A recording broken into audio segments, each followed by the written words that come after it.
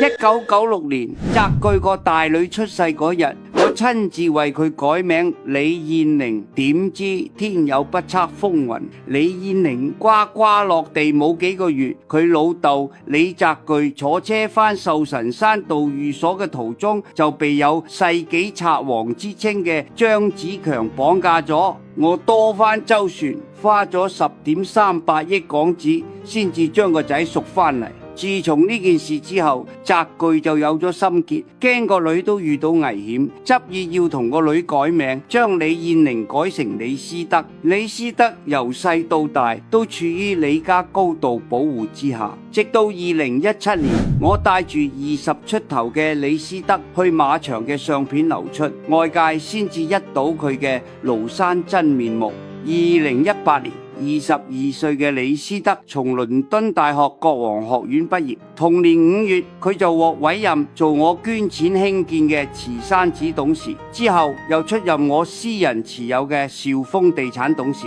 2020年，年僅24歲嘅佢成為李嘉誠基金會董事，仲要負責家族喺加拿大嘅能源生意。我仲將價值700億港紙嘅家族信託基金權益轉咗俾佢。呢件事又引起軒然大波，有人話我直接將香港90後首富嘅位置塞咗俾佢。而家李思德已經入咗長實集團，擔任企業業務發展部經理，基本上算係公司中高層。更重要嘅係，佢係李家第3代入邊第一個加入長和系嘅人。